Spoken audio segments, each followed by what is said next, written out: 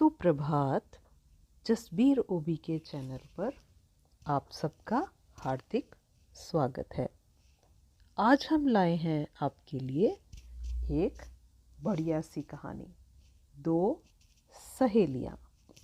जी हाँ, ये दो सहेलियाँ हैं, हवा और तितली। तितलियाँ आपने अक्सर देखी होंगी, सुंदर रंग बिरंगे चटक रंगों वाली। ये एक कहानी है तितली की और हवा की। एक थी तितली रानी, बहुत ही खूबसूरत, सुंदर, रंग बिरंगी। उसके चटक रंग सबको अपनी ओर खींचते। हवा उसकी सहेली थी, ऐसी वैसी नहीं, बिल्कुल पक्की वाली सहेली।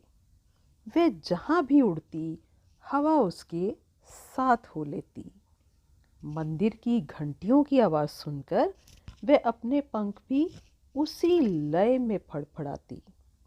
कभी गायों के गले में बंधी घंटियों की आवाज़ सुनकर उनकी लय के साथ उड़ने की कोशिश करती। एक दिन की बात है, वह पत्तों में छिपी बैठी थी। शायद उस दिन उसका मूड कुछ अच्छा नहीं था। तभी उसकी सहेली सरसराती हुई हवा वहाँ आई। उसने कहा, अरे तितली रानी, कहाँ हो? आज तो गुपचुप सी लग रही हो। तितली रानी ने कोई जवाब नहीं दिया। हवा फिर बोली, कुछ उदास दिखती हो, क्या हुआ? तितली ने तुनक कर कहा, भला मैं क्यों उदास दिखने लगी? मैं तो बहुत खुश हूँ। अरे इतने सुंदर मेरे पंख हैं, जिसे देखो वो मेरी तरफ आकर्षित हो जाता है। हवा ने उसकी हाँ में हाँ मिलाया, पक्की दोस्त जो थी।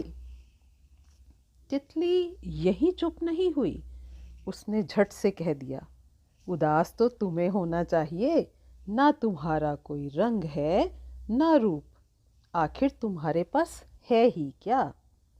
हवा अब कुछ सोचने लगी। बात तो वे ठीक कह रही थी, लेकिन तभी वो बोल पड़ी, रंग रूप ना सही, मेरे पास शक्ति तो है। तितली ने फिर कहा, तो क्या हुआ, उससे क्या होता है? अपने आप को देखो और फिर मुझे देखो, कितना अंतर है तुम्हारे में और मेरे में। अब हवा को गुस्सा आने लगा, लेकिन फिर भी उसने अपने गुस्से पर नियंत्रण करते हुए कहा, तितली रानी, इतना घमंड ठीक नहीं है। मैं हूं तभी तो तुम उड़ती हो। घमंड में भरी तितली ने उसकी इस बात को भी नज़रअंदाज किया और कहा, जाओ जाओ, अपनी शक्ति किसी और को दिखाना, मुझे मत डराओ धमकाओ। अब हवा से ना रहा गया। वह बहुत गुस्सा हो गई, उसका क्रोध बढ़ गया। वह तेज होकर इधर उधर बहने लगी। पर अब क्या हो सकता था? तीर कमान से निकल चुका था। तेज हवा से बचने के लिए तितली इधर उधर उड़ने लगी। हवा इतनी तेज हो गई, उसे लगा जैसे उसके पंख अभी टूट जाएंगे, उससे अलग हो जाएंगे। वह बगीचे में लगे पौधों में छिप गई। हवा और तेज होकर बहने लगी और उसने सभी पौधों को जड़ से उखाड़ दिया। तितली किसी तरह वहां से बचकर भागी। सामने उसे एक विशाल वृक्ष दिखाई दिया। वह उस पेड़ के घने पत्तों में जाकर छिप गई। अब हवा ने आंधी का रूप ले लिया था।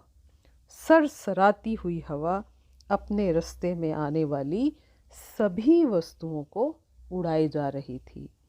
उसकी इतनी तेज रफ्तार से पेड़ों की शाखाएं टूटने लगी, सब कुछ तहस नहस होने लगा।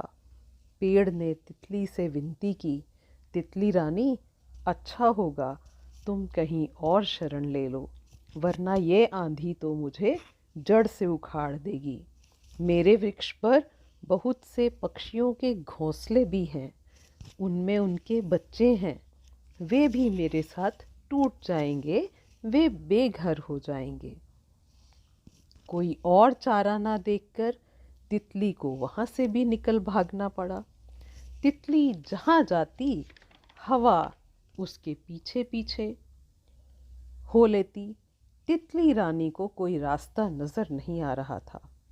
तभी उसे मैदान की घास नजर आई। उसने घास से छिपने के लिए जगह मांगी और पूछा। घास ने पूछा, अरे तुम तो फूलों पर ही मंडराती रहती हो, आज यहाँ कैसे? तब तितली रानी ने सारी बात कह सुनाई। घास ने पूछा, वह तो तुम्हारी पक्की सहेली थी, फिर तुम्हें उसे ऐसी बातें नहीं कहनी चाहिए थी। घमंड से तुमने उसका दिल दुखाया है। तितली रानी ने कहा, हाँ मेरी ही गलती है, पर अब मुझे छुपा लो, मेरी कुछ मदद करो, किसी तरह हवा का गुस्सा शांत तो हो जाए।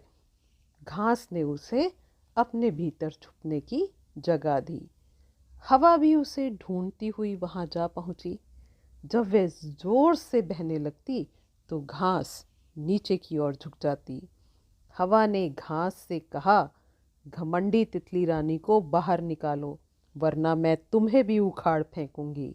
घास ने कहा, नहीं, तितली रानी ने मुझसे मदद मांगी है तो मैं तो उसकी सहायता करूंगी ही, तुम्हें जो करना है कर लो।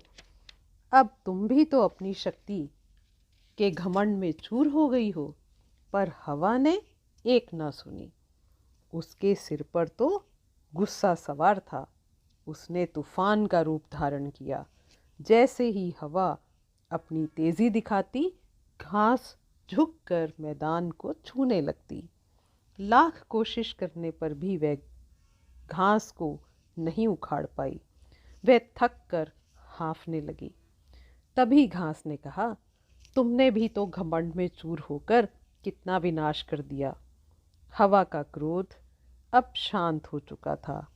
अपने द्वारा किए गए विनाश को देखकर अब उसे भी पछतावा होने लगा। घास ने कहा, तुम दोनों तो पक्की सहेलियां हो।